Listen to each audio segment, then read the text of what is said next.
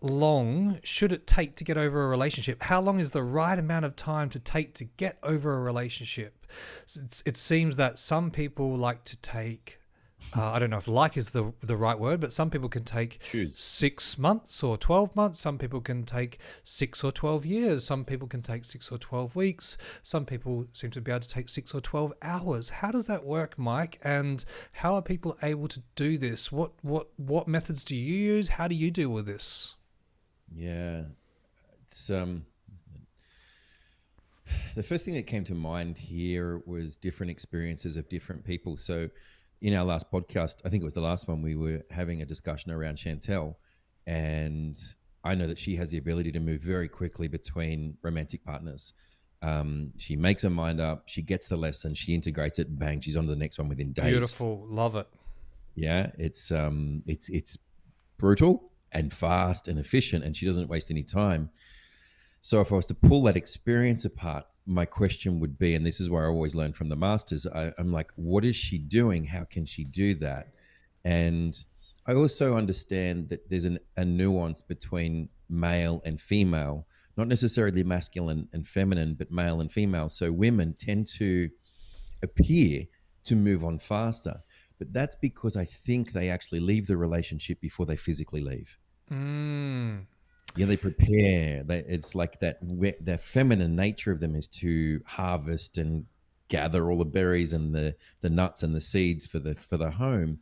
Well, they do this in the relationship. They integrate the breakup in the relationship so that when they leave, they can almost catapult into moving forward freely or going on to a next relationship. Do you know the stats on that, Mike? Like, let's say if we compared men to women in just getting over things in general and integrating and dealing with things, women compared to men. There would be stats. I know there would be stats, and Yeah. I don't have the numbers, but I just know anecdotal evidence from Yes. my own experience, the men that I work with. Yeah. Yeah. Most relationship breakups, men are quite surprised at the breakup because they don't see it coming. Yeah. They're like, I know things are not great, but like really to break up. Yeah. And she left the relationship 12 months ago. Yeah. That's right. And and so and this is where it's quite challenging for men because it sort of catches them unaware. Yeah.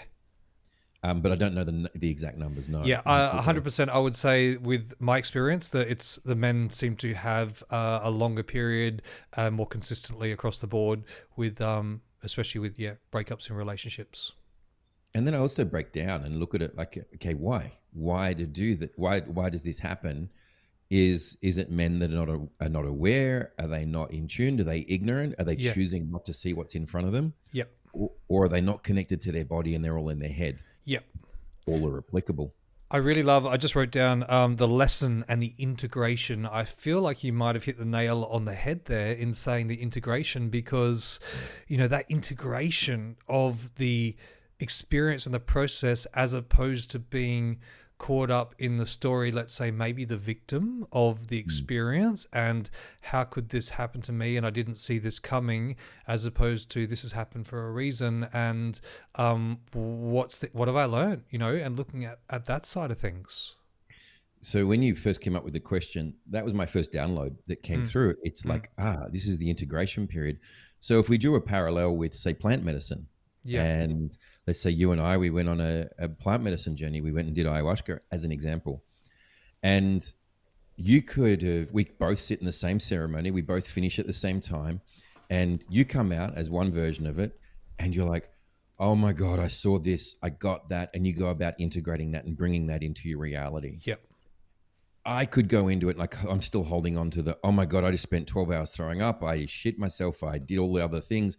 And I'm still in the trauma or the chaos of the event, as opposed to seeing and integrating the actual mm. beauty of it. Yeah, beautiful. I think another thing too is, our what we grow up learning. Like, I always think of my Mm. dad, and how he would always say, like, when him and my mum went through a separation, how, no matter what, I'll never leave your mum. Like, I'm never, Yeah.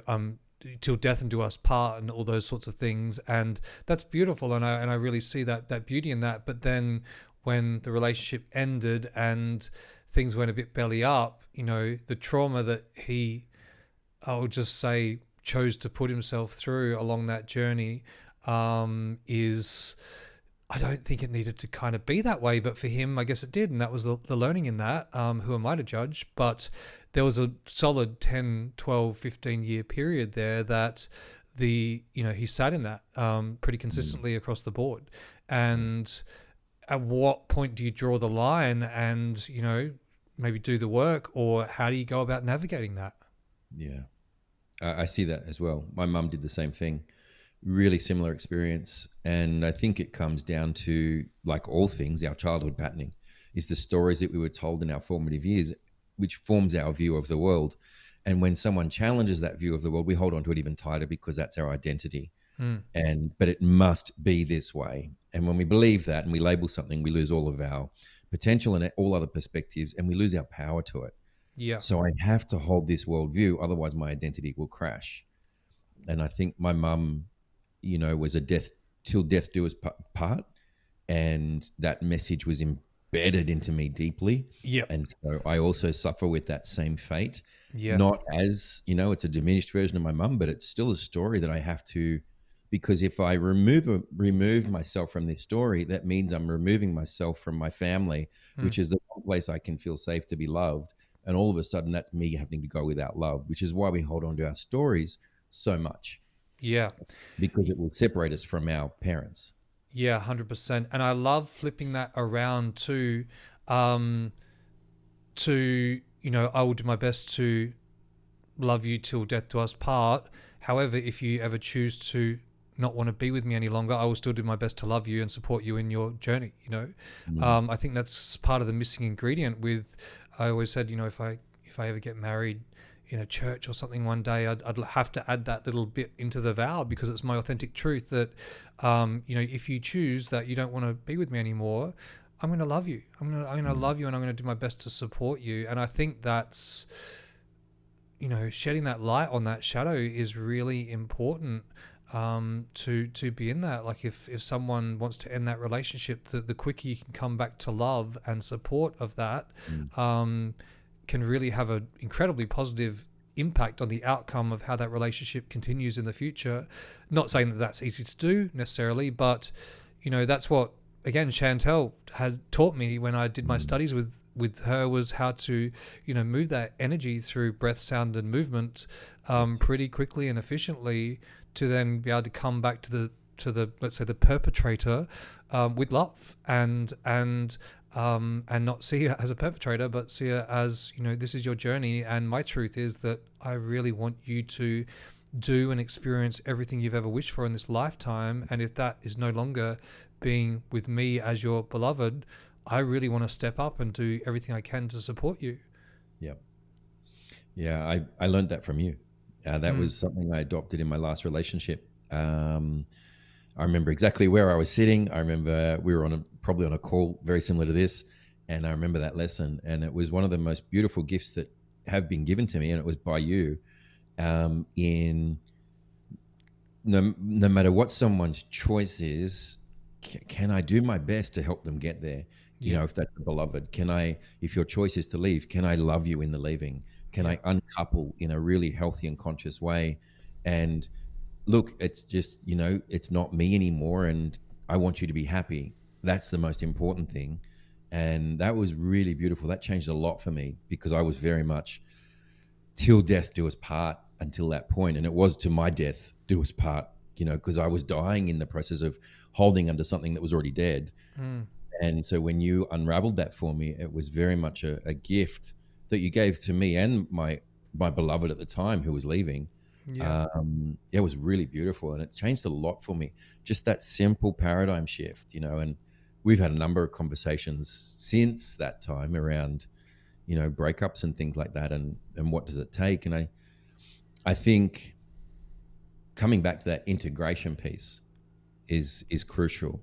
Can you sit with yourself, like you said, with breath, sound, and movement, and process the feelings, feel them all, drop into your body and experience them, and then see, what gift did this person leave me? What has he or she birthed in me through this relationship container, through this romantic container?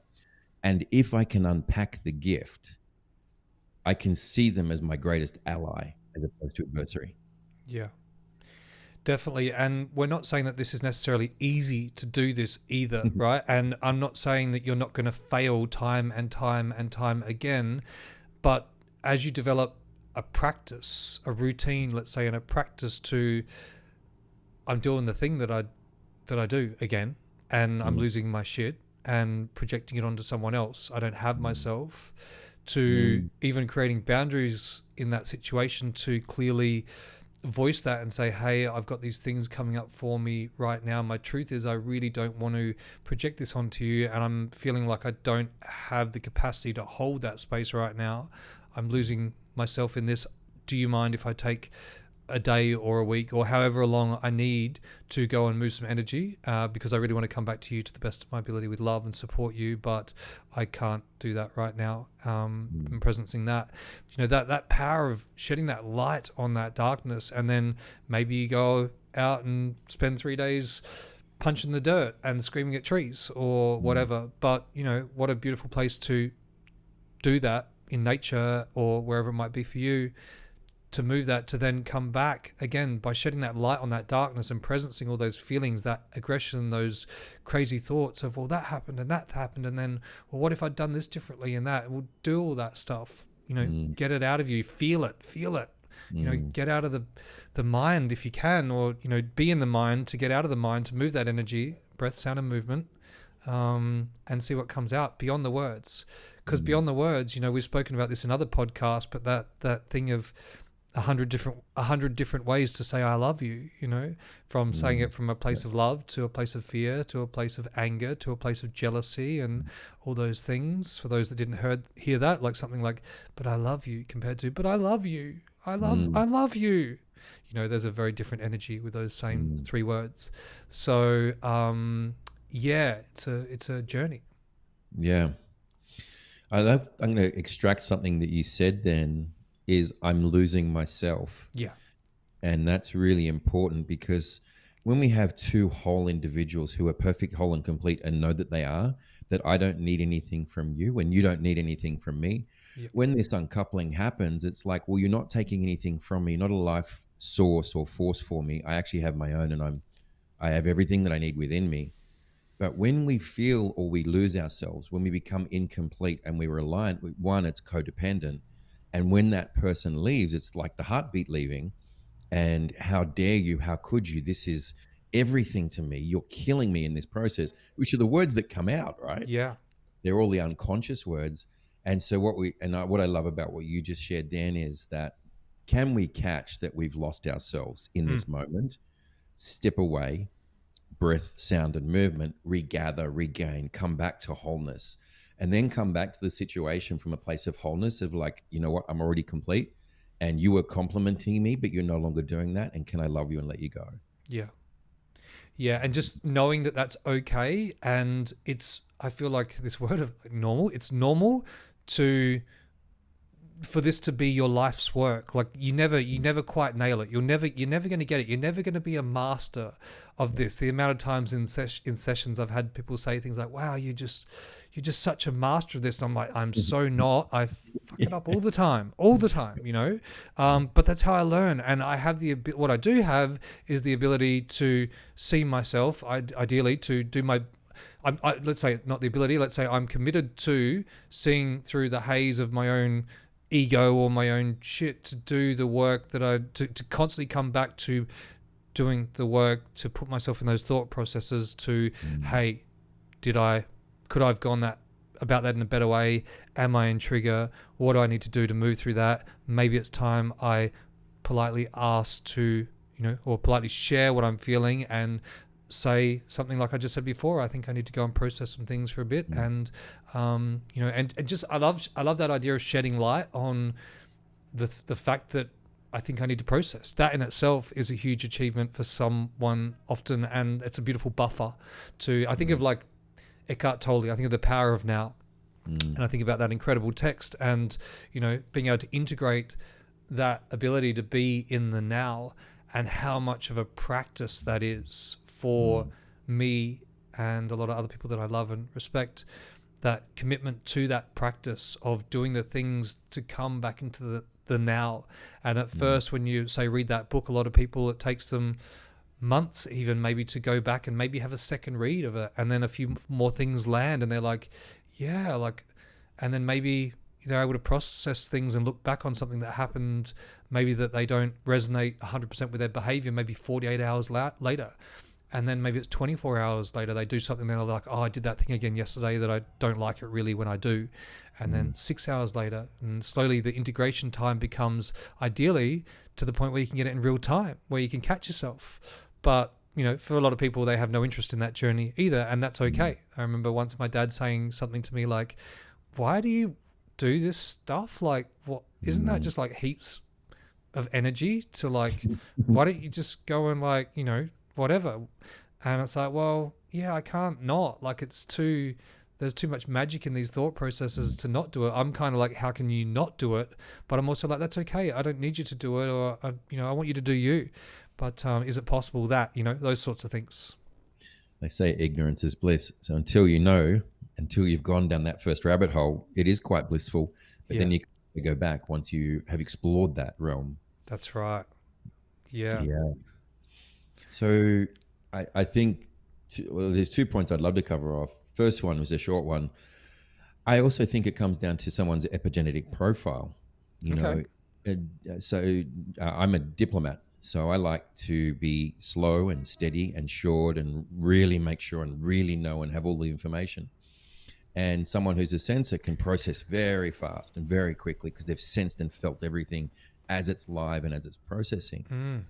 And the processing time could be like, if we were in a day process, the sensor might be through in half an hour. I'd be there for the whole 8 hours. Mm-hmm.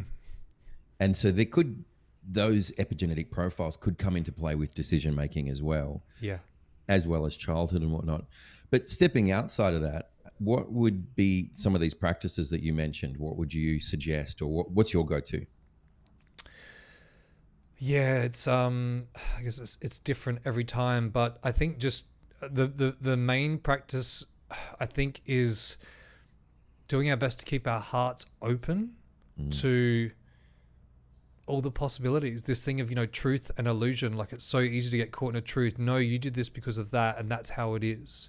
Mm. That closed heart kind of victim modality, I think it's just coming into service. The practice that I practice is coming into service. How can I best step into service to assist this person on their journey, and assist myself? Of course, I can't do that. I can't even begin to help someone else on their journey unless I've got myself and I'm helping myself on my own journey and being where I want to be. So that's number one. And then number two, coming into service for the greater good of humanity and every individual whose paths we cross, or I cross ideally, but especially my beloved or my ex-beloved.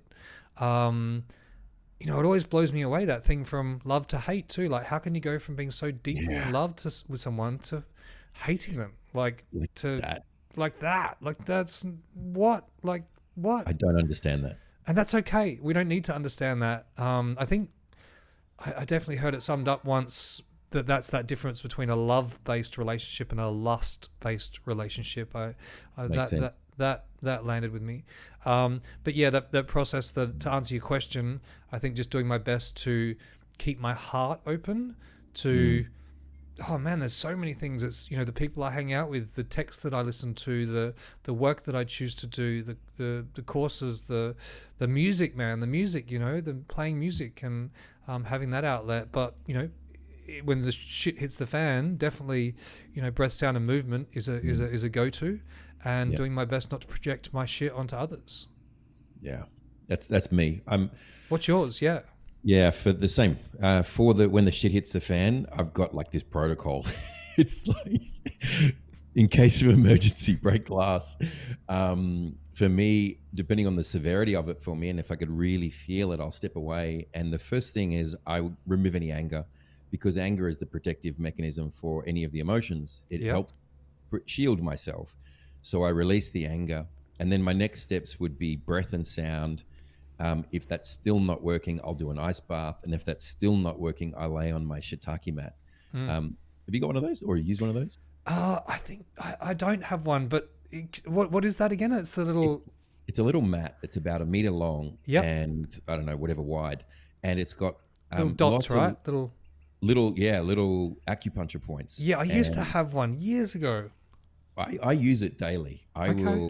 I stand on it every morning and do qigong to build up my resistance to pain and to tolerate.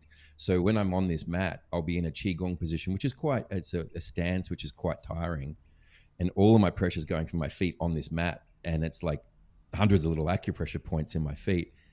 And how much can I regulate my heart rate, my poise, and my centeredness during the fire, during the heat? So I practice every day for these moments so that when the heat comes into my space, I'm like, I've been here before. Mm.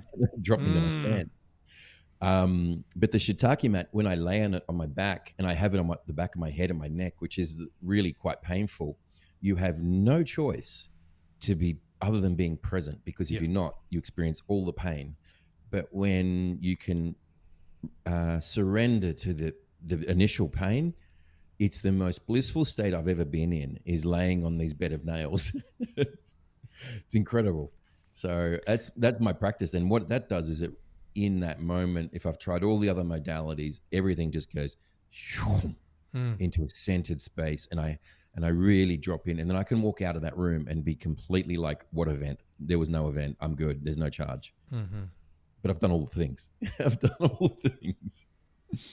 Wow. Yeah. And I mean, the bed of nails, that's like a thing, right? That's maybe the practice where that originally came from or something. I'm not sure, but that's a thing that people do too. Yeah, definitely. I mean, Yeah. it really gets you centered. You cannot be thinking about any other thing, because Yeah. every pinpoint will be make itself very aware and very apparent.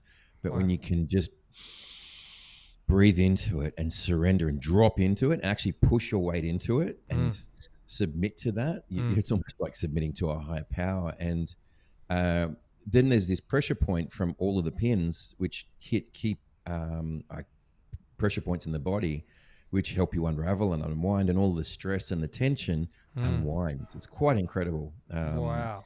Yeah, so I practice that every morning. I love that, brother. What was your second question?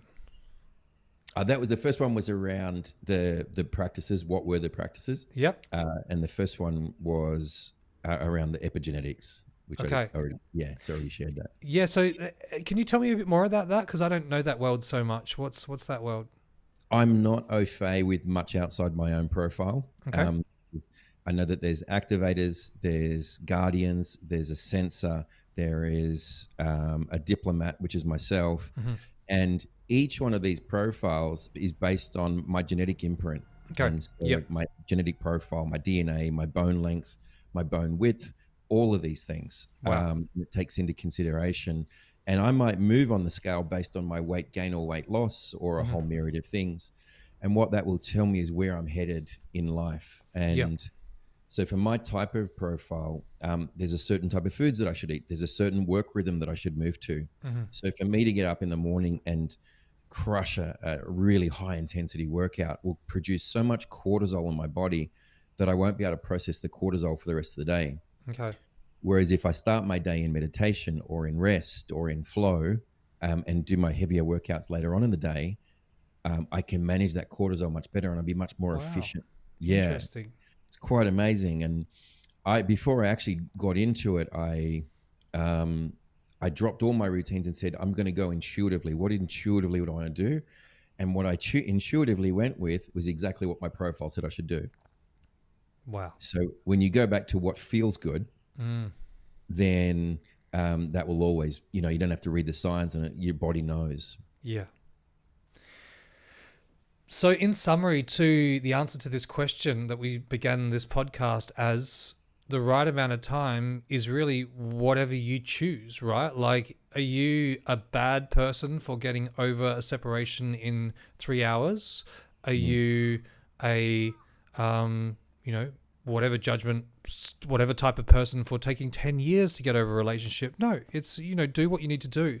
But I think the learning is that we are the ones that you're the one who gets to choose. You are the one who gets to choose maybe people are disagreeing with me right now. I'd be like, no, I can't choose that. I got no control over it. Okay, Mm. cool. Maybe that's your story. Mm. For me, I feel like I get to choose how long I deal with these things and how much I commit to doing the best that I can to come back to love. And Yeah. because my truth is that anyone that I've ever been with is an absolutely awesome person. And Mm. my truth is that I want them to have the most amazing life in this lifetime as possible, beyond anything.